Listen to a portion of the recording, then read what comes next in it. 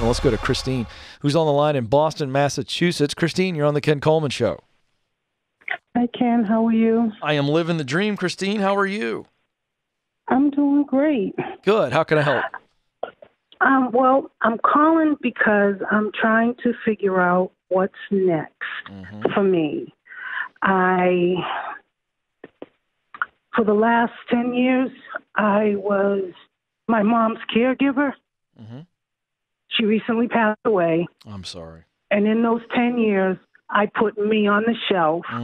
And now she's gone, and I don't know what to do. Gotcha. Now, when you say you don't know what to do, meaning you're not sure where to go as it relates to work, what job, what career is available for you? Yes. Okay. And yeah, basically. well, let me ask you this. Is it truly that you have no ideas, zero ideas in your head, zero dreams that you had at some point in your life you had to put on the shelf? I think the way you said that is absolutely perfectly said, because that's really what you've had to do.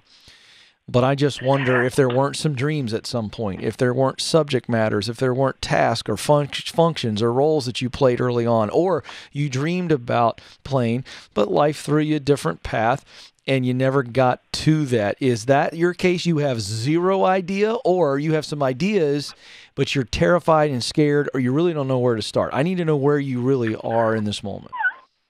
I don't know where to start. I'm 58. There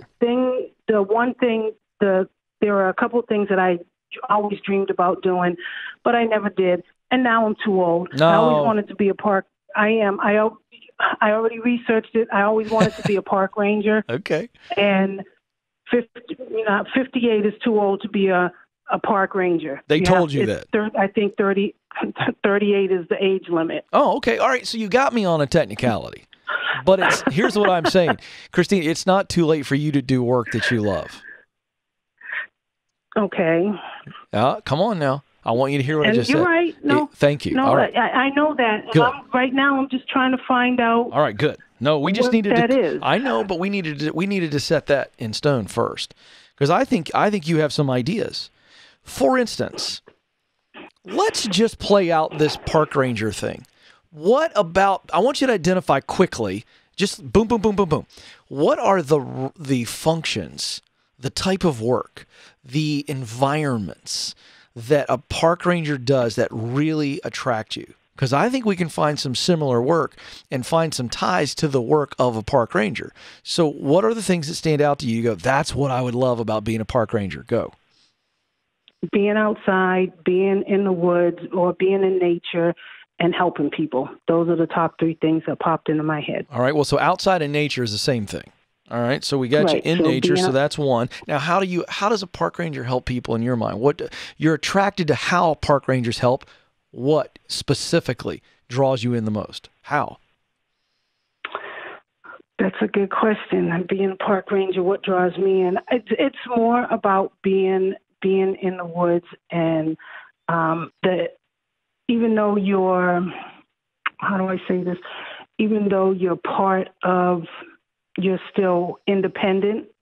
You're part of a group, but you're still independent. Yeah. You like the flexibility and freedom of the role. But let's drill further. So I have a lot of experience with park rangers. So this is going to be fun for me. My experience with park rangers, Christine, is my dad is a history nut and passed on that love of history to me. And so throughout my entire childhood, even into college, and now I'm doing the same with my kids, we go to historical monuments, battlefields, homes, parks. And so, in fact, the last experience we had was Teddy Roosevelt's. It's the recreation of Teddy Roosevelt's brownstone. He grew up in Manhattan. And so we were there not too long ago with our oldest son, and we took him because he's a Teddy Roosevelt fan, and the park ranger met us when we walked in. And then the park ranger gave us a tour, and the park ranger told us all about all the different rooms and the functions and and then the park ranger answered questions. Now, she happened to be stationed inside of a brownstone in New York City, but I also know park rangers that are on battlefields and do tours. Is that the kind of thing you dig? Is helping people appreciate history or nature? And you're talking and giving tours? I need to know, what about being a park ranger really attracts you? I don't know. I wouldn't. Good question. I feel kind of. Listen, don't feel helpless. I'm actually opening up your mind. Your mind has never gone down these paths before, has it? No, I don't think so. No, I know it hasn't, but that's a good thing. So here's the thing. Is there something else besides park ranger that you said as a role that you were interested in? Throw it out at me real quick. Marine biologist. Okay, marine biologist. Did I hear you right? Yes. Okay. What does that take? Is that a degree you got to have? I'm guessing you got to have a degree and you're 58. So it is possible, but yes. But that's a big-time commitment. But what about being a marine biologist attracts you to it? Give me that. Let's break it down. Is it being around sea life? The ocean. The ocean. Being at the ocean, being around sea life.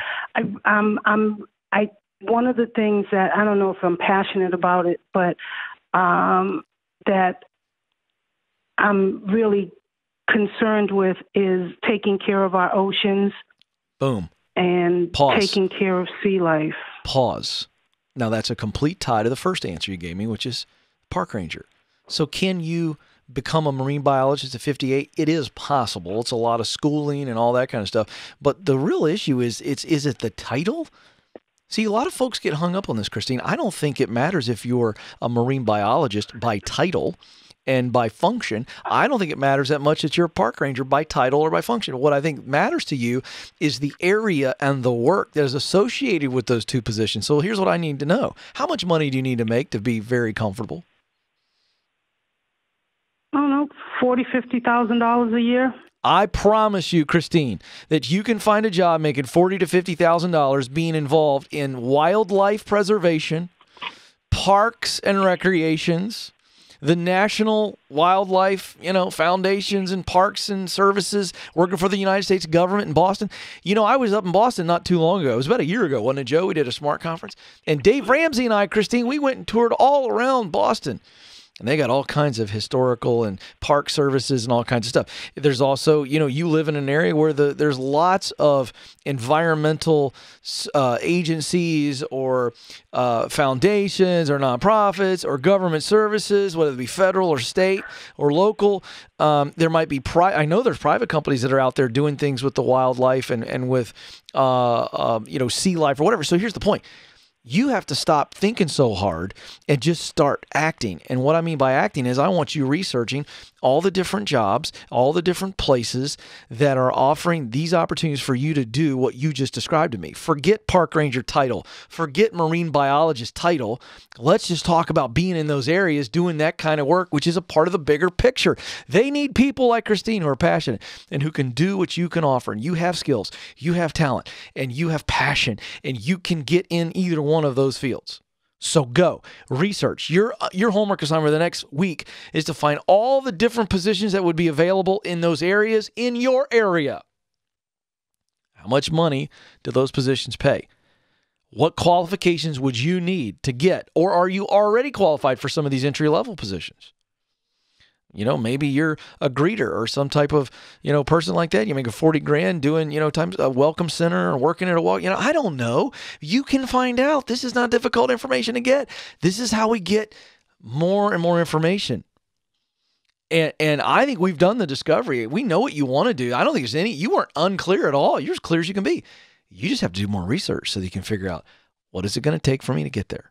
And then you put yourself in proximity. Get around those people that are doing that. Get in places where it is happening. After the research now, start getting in proximity. Talk to people that are working in those spaces. How'd you get hired? What do you do? What do you love about the job? What do you hate about the job? Is it good benefits? Is it good culture? Folks, I am giving it away. Folks, I am giving it away. And none of this is difficult to do. I don't know why I'm talking like that all of a sudden, but it just overcomes me sometimes because it's like, Christine, it's not too late for you. You're 58 and it ain't too late. Oh, there we go. There is Christine's slogan. I'm Christine. I'm 58, but it ain't too late. That's your personal phrase for today, tomorrow, the week ahead, the month ahead, the months ahead, the years ahead. I'm Christine. I'm 58, but it ain't too late.